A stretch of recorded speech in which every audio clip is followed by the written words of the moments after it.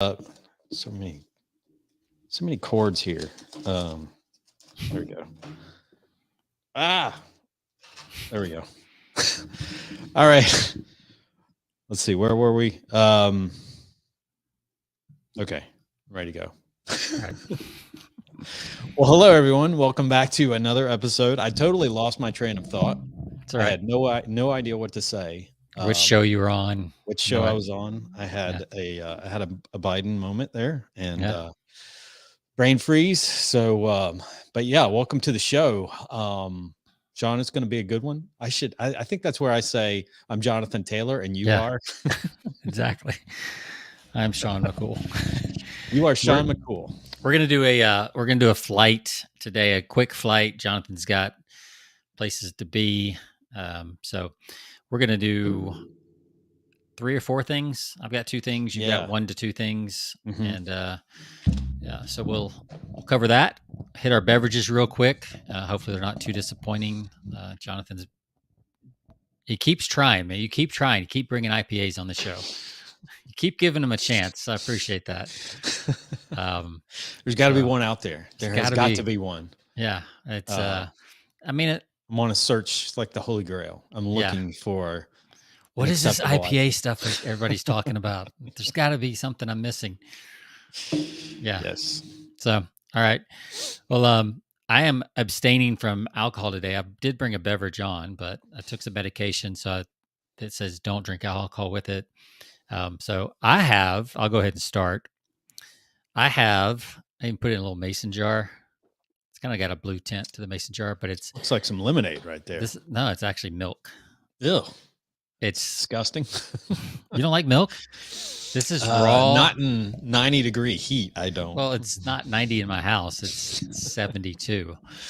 So this is raw milk, and it's raw whole milk, and it's from A2.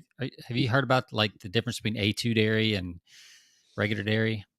It's a different cow, basically, and it's a different protein. So a lot of people, this is fascinating. A lot of people that are lactose intolerant or think that they're lactose intolerant, it's actually the A1 and A2 protein difference. So there's a whole breed of cattle, A2 Jersey cattle, that have a different protein, and people that one of Sydney's friends came over and thought she was lactose intolerant. She had this milk, no problems whatsoever. So for those lactose intolerant people out there, maybe try some A2 dairy, and they actually sell A2 dairy in the stores as well. So little fun fact, little trivia. There's a bonus round for you. There you go. But yeah. Also, I think we're the only species, Sean, that drinks milk after they're weaned off of their mother, I believe. Oh, I like it. It's good stuff. We eat a lot of cheese, though. That's just hard milk. That's true. That's true. And I do like my cereal. Yeah. So, yeah, I know some people. I've heard Brendan Burchard say before, it's like, that's the most disgusting thing ever. Why would you see a cow in a field and think, oh, I want to drink out of that? Like, I don't know. I like it, especially when I unlock the magic with some Oreos. Oh, there you go. Now you're talking. So, is that double stuffed or just regular? It is. It's a double stuff. Man, love them. Those things are addicting. That's why I don't get them. Yep. What do you have over there?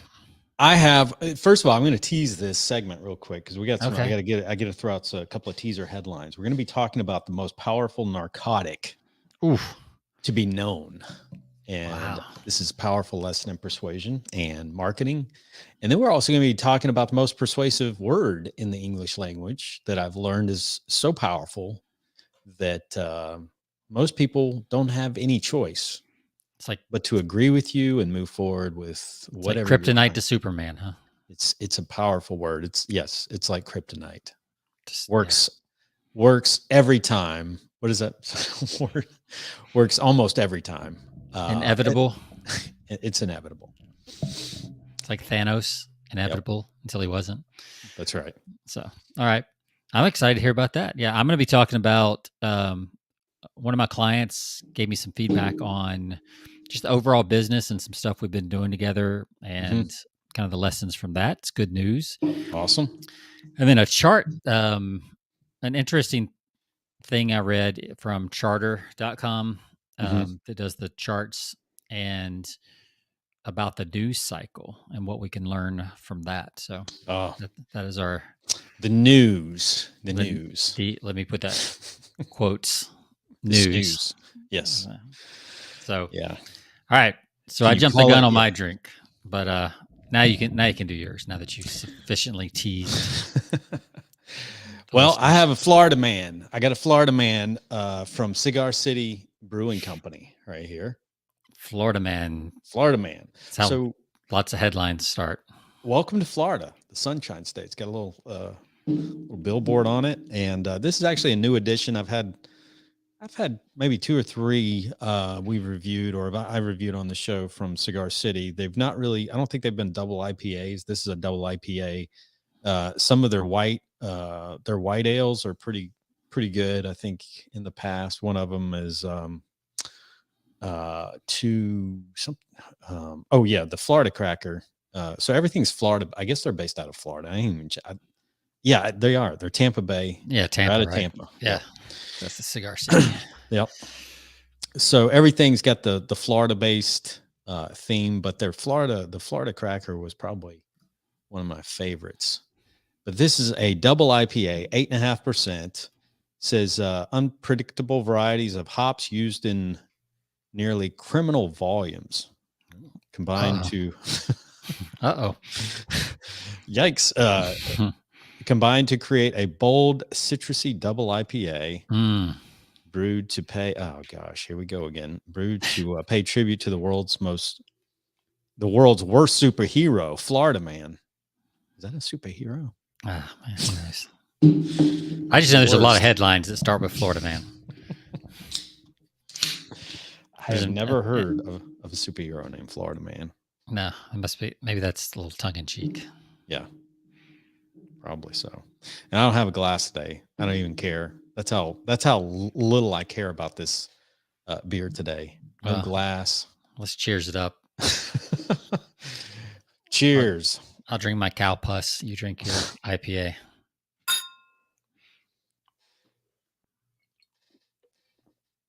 I don't really care. I don't even care about the beer today. I just want to talk about persuasion.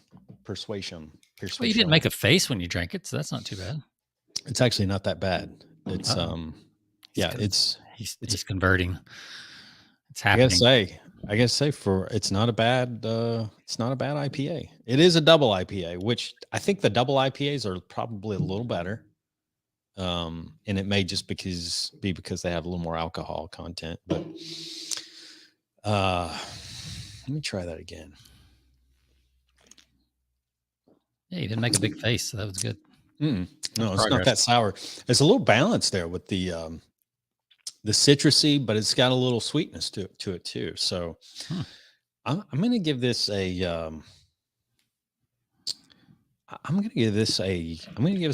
solid 3.0. There you go. It's pretty good for the old IPA bracket. 3.0. I'll give my milk a 3. I mean, it's milk. I don't know what else to. Now, after you've with the Oreo though, it gets a little. I mean, that would go to a 5 for sure. It gets bumped up a little. Yeah. So, all right. So where do we want to slot in the perfect word and then the narcotic? The narcotic. Okay, so let's start with the narcotic since we're talking about beverages and alcohol and. Yeah, that's a good transition. Nice segue into drugs, I guess. No, so I pulled this and we've talked about some of Dan Kennedy's stuff. Always good. And I got to give credit where credit's due. So this is straight out of Dan Kennedy's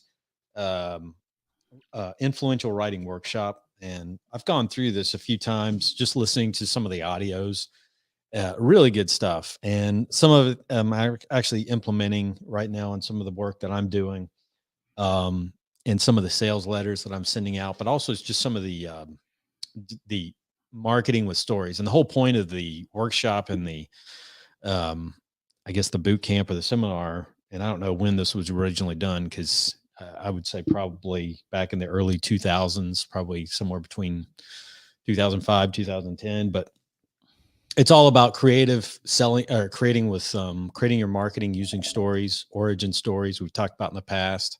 Yep. Creating a hero around your company, your product, your service. And I think it's just so good because it goes deep into some stuff. I mean, it's several audios. It goes deep into it, and I printed out some stuff. There's a lot of great material in here. Always Dan Kennedy-esque, where it's just kind of slapped into a Xeroxed and just slapped together and then printed out and turned into a manual. But he uses some great examples, but he talks about the power of the most powerful narcotic. And the most powerful narcotic for anybody in marketing today is the desire for people to belong to something. We talk about this all the time in influence, and people want to belong to whatever organization, whatever group, be a part of something greater than themselves. And he uses a lot of examples on how to use this in marketing. He talks about it talks about some of the most noticeable brands that we could think of, like Harley Davidson. People want to be a part of the Harley crowd. They want to ride the hogs. You and I have Jeeps. There's a whole affinity crowd of Jeep owners that have their own communities, their own groups. They stick little rubber duckies, and I should have brought my rubber ducky on today because you've probably gotten one of those, Sean, a little duck Jeep rubber duck that they put on your door handle or some part of your Jeep. I don't have that. That's crazy, man. I know. I haven't owned mine for that long. And about 2 weeks after getting my Jeep, just in the parking lot, somebody puts a rubber duck. So I'm like, I didn't know this was a thing, right? Oh, I've never had that happen. But it's a whole community of people that, it's got the little tag. Now I feel left out. I know. I can't believe you've had a Jeep for 5 years. I know. And I've had one before that, So yeah, it's crazy. But it's a cute little bath, little yellow rubber duck. And it's got the little thing that says duck, duck. You watch Jeep. Now that you've mentioned that and put that out there, like Sydney's going out of town this weekend with a Jeep. You watch, she'll come back with a duck. You got to park at I think you got to park at the right places. You got to be at the right spots. Yeah. In fact, I guess Sid must be listening. My wife is listening. Sid is very upset that she doesn't have one. So, well, I can, if you guys were close by, I could, I could stick one on the Jeep. Yeah. There's a whole community apparently it's going to happen now. So I'm curious though, does he say why he calls it narcotic? Cause I was looking up the definition of narcotic and it doesn't really fit. I mean, there's not, let me see if there's another definition that's maybe further down. He uses this is straight out of, oh, here it is. Having the effect of relieving pain and inducing drowsiness, stupor, insensibility. So having the effect of relieving pain, I guess, is why he. Yeah, I would think that. Yeah, that would be the answer to, belonging to something is an answer to a lot of people's pain. Yeah. Yeah, no, you're right. Like I always find it interesting. For a while I was doing triathlons. 10 or 12, 13 years ago, however long it was, a while ago. Mm-hmm. When you get into these new worlds, whether it's that or Spartan races or 5Ks or whatever, your kid's soccer league, you find out that there's this entire world on Saturday mornings that you did not even know existed. Absolutely. These entire affinity groups that are out there doing their thing, spending thousands of dollars on their little sport or activity or whatever. Yeah. That before you were part of it, you didn't even know it existed for the most part. Like you just weren't even aware of it. That's right. And there's thousands of those kind of little groups everywhere, not just Saturday mornings, but just, the Tuesday night book clubs and the, wine tasting clubs and whatever. Like there's all kinds of stuff out there. Oh yeah. That people are joining. And that doesn't count the big stuff, the, political and all that stuff. That's right. I mean, there's whole, meetup I used to be use Meetup quite a bit, Yeah. and not as often, but they built a whole business model off of the fact that people want to start their own, affinity groups, and Yeah. get together on a regular basis and meet at a certain location and Yeah. talk about whatever. Yeah. And look at the Facebook groups and how many Yep. weird Facebook groups there are, that Absolutely. you don't even know are out there because you would never Yep. look at them if you're not interested in that stuff. Yep. But from a marketing standpoint, yeah, creating a community that people can be a part of is a big deal. Oh yeah, and it's why people join clubs, country clubs, like you said. They become members of this organization, that organization. They pay absorbent, fees just to belong to something. Yeah. And just to be a part. So people have an innate desire to be a part of something, some kind of community. Well, I think you mentioned Jeep. I think what's interesting about Jeep is usually you don't buy a Jeep because of the group. Right. But once you're in, you start to realize, oh, there's this whole Jeep thing going on. And then it makes it sticky. Like then you want to keep your Jeep or you want to get another Jeep, down the road. Because kind of once you've been in that world, it's like, oh, I want to be with these cool people that I don't know. Absolutely. Yeah. I mean, unless you're out actually doing the 4-wheel clubs and stuff like that. But most people. Oh, I know. I have friends that have purchased Harleys just to be. I mean, you can get any bike, right? And if you don't know the history of Harley Davidson, they were, it's funny. I had the author of a book on Harley Davidson on another podcast show recently, and he was sharing with me the history. Going back into the early '80s. I don't remember too much about Harley Davidson back then, but they were known as. They had a bad reputation. It was. Are known as high bikes that maintenance. leaked, high maintenance. Absolutely. Yeah. They were poorly made. And then the people that rode them, people thought even less of, because a lot of it was a lot of people coming out, Vietnam vets who were at that time kind of, hippies and hellraisers and all of those people. That was the market that they had developed. And, this group of investors bought Harley Davidson out around the early 80s. I guess it was around 81, completely turned it around by, creating a community, creating a community around that. And how do they do that? Well, it took, it's not overnight, but you develop a passion, and they sat down for weeks just discussing, what does it mean to own a Harley Davidson?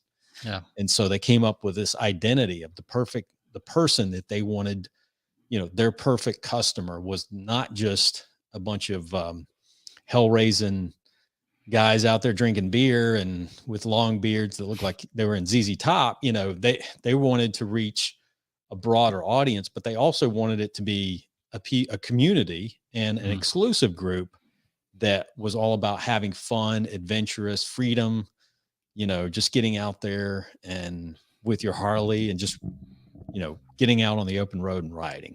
And you can see that now too with all their new stores. They all have all of them. They have stages where they have events. The Smoky Mountain Harley Davidson outward near you has a huge venue where people can come in and big time. Yeah. Concerts and all kinds of stuff. Yeah. Fun fact: the black T-shirt that was very popular among early Harley riders. Yeah. Did he say why that? The myth is, I don't know if it's true or not, but the myth behind the black T-shirts. Did he talk about that? He didn't talk about that. No. Apparently, they sprayed so much oil off of the chains, and it would fly up on the back of people's shirts that they ended up. They started wearing black T-shirts so the oil stains wouldn't show after riding their bikes. That's great. Wow, I did not know that. That is a fun fact. Oh, yeah, wow. So, it was because they would leak so much oil, and it would just spray up with the chain and the tire, wheels, stuff, and just soak your T-shirt. So they were ruining white T-shirts, so they started wearing black T-shirts. Well, so. Makes sense to me. Yeah, why not? And talking about the apparel side of things, the guy that I was interviewing said, for many years, Harley has made more money off just their apparel than actual bike sales. That's quite an accomplishment, Well, when once you you've consider developed a them. t-shirt is $20 and a bike is 20,000, Right. that says a lot, Yeah, exactly. So, So, yeah. but yeah, people go into stores, they've created that exclusivity. People go into stores, they want to wear the apparel. If they buy one, they definitely want to show people that they own a Harley. Yeah. And so you can't just have the Harley bike. You got to have the Harley helmet. You got to have the Harley jacket. You got to have the Harley t-shirt. I did All that when I black. bought my Triumph. I had to get the Triumph, Yep. stuff to go with it, Yep. because you make that kind of purchase, you want to Oh be yeah. part of that world. So, Yep. well, that's pretty cool. That's Yeah. the number one narcotic, is to figure out how to create a community that people want to be a part of, or a group Right. that people want to be a part of. Yeah, and the way I use this, and the way anybody, will throw this out, but the way you can tailor this to your own business, and there's always that person that says, well, I can't do that in my business because I do XYZ. And it's like, well, that's not true. I mean, you you're you marketing haven't to really people. Anybody can create it. If you're a realtor and you're in the real estate community, you could sell, you could work exclusively, and Dan gives it great examples of this, but there's, realtors in any market. I don't care if it's a recession. I don't care if it's, there's high inflation. We're in a stagflation recession. In great time, there are always going to be realtors out there. They're killing it. Mhm. And some realtors, though, know how to, sell to the affluent, market themselves to the affluent, and create a community that's offers exclusive, they're completely exclusive to a certain segment. So if you're looking for this, or if you're looking for this, or if you're just looking for somebody to help you shop around for a house, I'm not the person. I'm the person who's going to lead you into the, right by. And here's the only people that I work with. Yeah, and you can even leverage that and be like, when you work with me and we get you into the right neighborhood, I'm going to introduce you to people in that neighborhood. Yep. Right. So you take it a whole nother level. Like, absolutely. Like when you move in, I'll host a party and I'll introduce you to all the neighbors. Like that would be something a realtor in a kind of a high end, or any neighborhood really could do. Yep. Be the liaison for getting to know people in the new neighborhood. Absolutely. Very cool. Yeah. So one of the ideas I've got in my business, because even in manufacturing, people say, well, how can you do this in manufacturing when you're selling materials and things that so many people buy? Well, you can find ways to create exclusivity. And, one of the ways that you can create that separation from from everybody else, because you always want to go in the opposite direction of what everybody else is doing in your industry. So sometimes you have to look outside your industries, but you want to go opposite. If you're doing what everybody else is doing, you're going to fail, and you're going to fail like everyone else. So what you've got to do is look for ways to distinguish yourself. And, one of the things I talk about is in the manufacturing, the chemicals business, manufacturing industries, industrial segments, they do everything the same. Rarely do you see anybody kind of stepping outside the box and creating what I call, or what Dan has referred to many times, as kind of that shock and awe package, where they send out to people. And what a shock and awe package is more or less kind of that welcome package that, you can have, a book in there, whether you kind of want it to be your book, but it doesn't necessarily have to be. If it's tailored to what they're trying to accomplish, sometimes it can be a book that somebody else has written. So don't think you have to be the author of everything out there. You could buy, and there's a great place, you can get on Amazon and order a lot of these remainder books, or books that have been, it's been years since they've been published, and get them at pennies on the dollar. And there's other websites out there where you can get, books that have been previously published, and you can get them at a bargain discount, and just order them by the volume, and send out to some of your preferred customers or clients. So creating a shock and awe package, having a book, having a tailored message, creating value to show them. And so one of the books that I'm creating in my segment right now, and what I'm having to do is kind of reverse engineer a book from other industries that shows what to look for that classic book or ebooks that we've talked about, what to look for when you're searching for a realtor, what to look for when you're searching for an attorney. And so, but what I've done is take this a little step further in creating that shock and awe package of what to look for in a company that does toll manufacturing, which is one of the services that we do, which is more or less, say a company, they've got a product that they're making, but they don't have the manufacturing capability. Well, they're looking for a tolling company that will actually do the manufacturing for them. They'll send them the raw materials, and that's what we'll do. So that's another segment that I'm working on, marketing. And so, one of the books in this shock and awe package is how, what to look for, because I know that that's always a question that people have to have when they're shopping around for somebody who's going to make their materials, right? Yep. They've got the patented process. They've got the secret sauce, so to speak, but they don't have the capabilities of making that. So how do you go about doing that? And, I think people probably more often than not will get on Google and look for that. But what I'm doing is creating a book and a package of how to identify a company, especially when you've got a product or something that is very proprietary. You got to be really careful about who you work with. Yeah. So there's a lot of things that you look for. Yeah. Trust is going to be a big issue. Huge issue. And it's where a lot of people get ripped off. People shop this stuff over to China, and they have many times in the past. And a lot of people have made the mistake and learned their lesson is that China rips, they basically just, they'll do it for you and then they copy it and they do it themselves. That's what China's good at. Yeah. So, those are things that people need to, putting a package of education together that shows what to look for and then what you do is identify, here's the companies that we work with exclusively.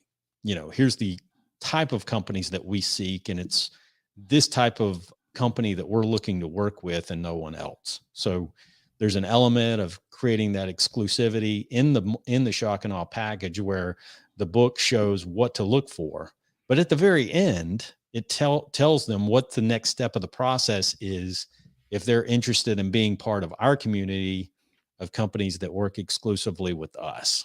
And then you have to go through it. So you kind of create the education, but then you create a little bit of the exclusivity at the end where they have to kind of jump through a few hoops before they can work with you. And I think that if you can do that in your marketing, where educate and then kind of pull back a little bit to say, here's the information to show you that we know what we're talking about and we're the experts at what we do, but then to pull back and say, if you want to work with us, you have to fill out this information and we have to have an interview and we have to talk and you have to go through this step first before we actually work with you to see if you're the right fit for who we're looking to work with. So, which makes you not feel needy or seem needy and all that stuff. That's right. And it feels scary, especially when, people want to get business during times of, recession. And I think we're probably on the cusp of something, but listen, there's plenty of business out there and there's opportunity even during bad economic times. And I think that's where you've got to tailor your marketing message, even in an economic downturn, to say, listen, your marketing capital, you're putting a lot of marketing capital or a lot of capital on the line and working with somebody that's going to be doing this for you. Yep. In times like this, don't you want to make the wise decision? Well, I would argue too that during tough times, down times, whatever you want to call it, people are in some ways, it really depends on the market, but in some ways people are more open to change because they're looking for options. Yes, right. I think I sent you this earlier in the week by text, but Mint Mobile. Oh yeah. Love that story. Is slashed all their prices in half for at least 3 months. So they went from $30, which is already crazy cheap for mobile, down to $15 for all their different plans. And basically what they're doing is they're trying to take advantage of people cost cutting and getting people to switch from these bigger carriers down to, Mint Mobile while they're feeling the pain of gas prices and food prices and everything else. And I think it's, they're basically buying market share right now at this time when everything's tough. And my guess is it'll do really well. So yeah, I think so too. Well, tell us real quick. I know we're short, and we'll try to jump these things in. But like, you had the most persuasive word in the English language. Is that most persuasive word in the English language? And I don't know where I learned this from. So I'm pulling stuff, great artists steal. So I steal this from somebody else, but it's very true. One of it's probably Cialdini from his book Influence. Yeah. But the word, in my opinion, the word because is probably one of the most persuasive words in the English language today. Mm-hmm. And I saw this used in an example a couple of times this week, using it with some clients. And the whole idea, Cialdini says in his original book, Influence, he used the example of, the guy that wants to cut in line, and the people are waiting in line to make copies at the Xerox machine. Yep. And so they did a study, and the study was people that used the word because in their reasoning for cutting ahead of the line. And then the people that just didn't even use a reason and said, can I cut in front of you to make this copy? Yes. The interesting thing from that is, like, you could give some of the worst because or the worst reasons ever, and people would still let you cut in line as long as you gave a reason why. It doesn't matter what that reason is. But obviously you want to give a good reason, but it's amazing how that works in the mind, because people want to make sense of what you're doing or make sense of what's happening. So the mind needs a reason for something. And I use this week, and so powerful example of there you go. So this is Gary Bensavinga. I'm sharing it on the screen for those of you. So Gary Bensavinga is one of the greatest copywriters ever, and he's retired, I think, for the most part now. But he has these things called Bensavinga bullets, marketing bullets, and it's a whole series of them. But one of them is exactly what you're talking about, the word because, and he cites Cialdini, I think, in here as well.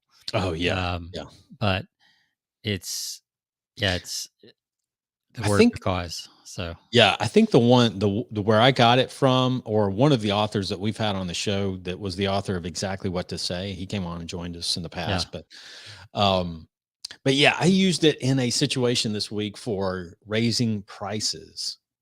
And I'm telling you, that's one of the scariest things when you have to go to, you probably know this, Sean, if you're dealt with a returning customer or client. Yep. It's worked with you for years, and you come back to them and say, hey man, I gotta raise your price by 30%. Yeah. And in your business, you don't have a choice, like, because the actual price of goods has gone up, That's right. Because of inflation, service, raw materials. Yeah. Raw materials go up. So, and so those are helpful because you can use the because very easily. In that, because you can cite the some of the data out there that shows the price index and shows the cost of raw materials and this raw material and this raw material. And it's pretty easy in my industry to be able to go just Google, like, price of acrylic acid. What is that? And then you'll find an article on, like, oh yeah, there's 20% increase in the price of acrylic acid in the industry, and it's caused, supply and demand is going to drive the price up. So those are easy to share. But the thing is, you have to use it. The higher up you go, I find the higher up you go, and I guess the higher the price of something, or the higher the value of something, obviously you have to go up a little higher on your because, or you have to put a little more detail into your because. You can't just say, well, because there's inflation going on, I'm going to give you this 9% price increase. That usually doesn't fly. They're like, okay, I'm waiting for the rest. And so you do have to give some answers, but if you're prepared, to me, it's one of the most powerful things. And I had this experience a couple of times this week where you're in the middle of that. It's kind of an uncomfortable situation, but when you put it together kind of in a presentation to where you're showing, obviously data on the price of certain materials and you're able to explain that, people are very appreciative. They're not going to say, you jackass. They're going to say, oh, thank you. Because what it does is in 2 points to that. One, it gives them an answer. It gives them a reason why, first of all, which is the obvious thing. Mm-hmm. Number two, if they're working within a large company, it allows them to save face to the people above them, to give a legitimate reason when they go to their bosses and they have to explain this. You've helped their case quite often. And if you're dealing with any kind of B2B business where you're working with, purchasing managers or supply chain coordinators or people like that sometimes are a real pain to work with. Let me tell you, if you give them reasons, it helps them and they appreciate you and they will be grateful to you because you've helped them explain the reason why to their boss, and it's helped them. And because if you don't do that, they're going to go to their boss and say, XYZ raised our price by 10%. I just want to let you know. And they're going to say, what? And he's like, you better get back on that phone and you better do some negotiating with them right now, And so it creates a lot of tension for them. And so that's the last place they want to be. And every salesperson, if they're good, will give their buyer the causes to take back to their spouse or other decision makers, right? Like so that you have a story packed and ready to go. You don't have to fumble when you're explaining why you bought that new set of clubs. I like how you put that, packed and ready. Yeah. You should package a really good because for any of your buyers. Yeah. And because it makes it easier for them to sell, because sometimes they're not the ultimate. They're selling to the person above them, whether it's to, like you said, they might be selling to their spouse. They may be selling to their significant other. And that's one thing, I don't care what you're selling. People forget that there's always somebody else involved in the process when it comes to marketing and selling. They're not the only ones. They're going to take this information back. Even if you get the sale, like the retention and the keeping the sale. Yeah. So a lot of times you can depend on that. Absolutely. Because. Yeah. And, that's the one thing. One of my all-time favorite movies in sales is Glengarry Glen Ross. Al Pacino, he's sitting in the scene at the restaurant and he's talking to the guy and he's doing just a fabulous job of just selling him on this property. Yeah. Because he's taking him through a story. It's one of the best presentations I've ever heard. But the one problem that he had in that was he didn't give the because for the spouse. He was selling the guy the whole time on the dream. Yeah. The guy comes back the next day because his boss, his boss nicks the whole deal. Yep. So, and he didn't give the because for the other significant other. So. Yeah. And it's got to be really clean and clear, because if you're asking someone to pass that information on, it can't be complicated. No. Like it's got to be very clear and very concise. Simple. Yes. Or else they'll get it wrong, fumble on it, yep. Or whatever. So absolutely. Well, I've got, so I saw a stat today about the news cycle and I wanted to just bring it up real quick. And this fascinated me because, it says that they did a survey and people who are either very interested or extremely interested in news is down. First of all, I didn't know there was anybody that's very or extremely interested in news. Like I didn't either. That seems over the top to me. Yeah. But what do you think the number of Americans that they surveyed were very interested or extremely interested in news? And it doesn't say if it's TV or it just says news. Like it doesn't news. It doesn't. So that could be from your news websites, news feed. Yeah.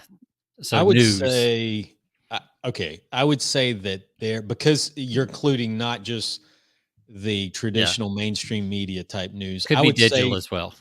It could be digital. I would say probably, I would actually go somewhere between 45 and 50%. So in 2 years ago, it was 66%. 2015, It was 67%. This past year, it's down to 47%. So it's fallen. Wow. And it has been in the 60% and up range for as long as they've been tracking it. But in the last 2 years, it's fallen to 47%. Yeah. And the hypothesis is that it's just too negative. It is. Well, it's hyper partisan now. I mean, you rarely can you get the straight story anymore. It's right. There's an angle to everything now. So there's 2 lessons I took from this that I wanted to share. One is news media outlets, digital, whatever, are going to get desperate if their viewership or readership is dropping by 20%. Mm-hmm. Probably their best customers, because these are the very and extremely likely, Right. people. So that's going to cause probably more sensationalism in the short run as they get a little desperate. The other thing is, just from a business standpoint, I think it's a good reminder that, we always talk about fear sells and all this and all these like bad news sells and things like that. And I think that's true. But I think what even the news has forgotten, or especially the news outlets have forgotten, used to be in journalism, you also offered a solution at the end of your reporting, right? There was usually some type of solution or action you could take or recommendations you could take. Now it's just pure, just like, here's the bad news, you're on your own. Yeah. Right. And I think marketers kind of tend to do that as well. You can get really hyped up with the problem and not give a real good segue to the solution especially in content. Right. Like, it's so much teasing bad news that you kind of forget that you need to leave people with some hope. That's right. And that's what's happened in the last 2 years is the hope has been taken away and it's all just negative. Yep. So, yeah, which I think is why that people, you look at the, we talked about Top Gun, the numbers from, that box office sensation. Yeah. People are looking for an outlet away from all the negativity. Right. And like we said, it was anti-political one way or the other. Totally, completely. Yeah.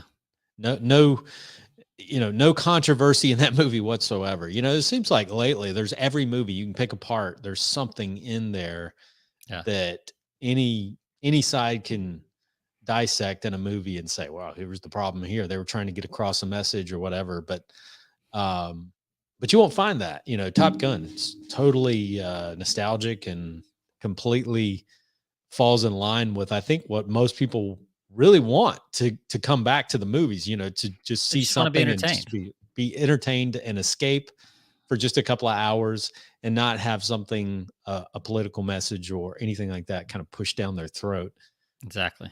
So last thing, and then we'll run. So I have a client that I've been doing some emails for about 6 months now, and we were running some numbers, or they were running the numbers, and we were looking at like lifetime value of customers, things like that. And even though our emails, so we're doing 2 emails a week, I write one and they do a newsletter for the other, so a Tuesday and a Friday.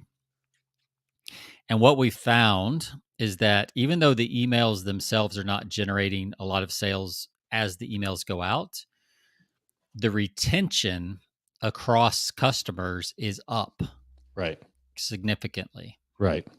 So just because we're staying in front of them, the customers are continuing to buy, which is increased lifetime value, which increases, the ability to make a profit and all those things. Sure.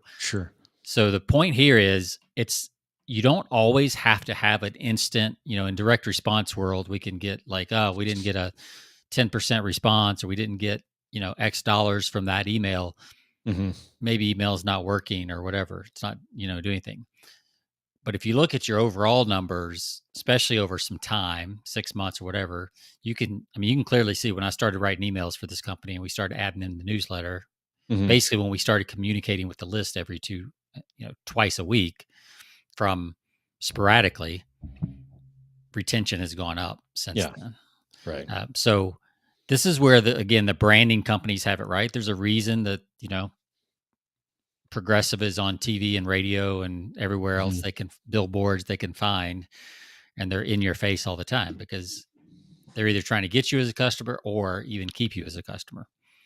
So the bottom line is, communicate with your list, your customers. Yep. Because if you're not, somebody else is. Absolutely. And they will take them from you eventually if you have forgotten about your customers and don't communicate with them. Absolutely. It's like any relationship. Yep. So. Yeah, you neglect it. It's like the that emotional bank account. You neglect it, and it starts to run dry a little, and they're looking for answers elsewhere. Yeah. So don't feel appreciated. They'll just go somewhere else. That's right. So, all right. Well, I know you need to run. That was a good, quick show. Yeah. Good stuff, as always. So you can, to all of our listeners, we always appreciate you. You can find us persuasionbythepint.com. You can find us on all of your podcast platforms, Stitcher Radio, iHeart, Spotify, and leave us a comment. You can also email us over at persuasionbythepint@gmail.com. And we look forward to seeing you all next week. Have a great weekend, Sean. It's been fun, man. Enjoy that hot Texas heat, man. Yes. Enjoy the weekend. See ya. All right.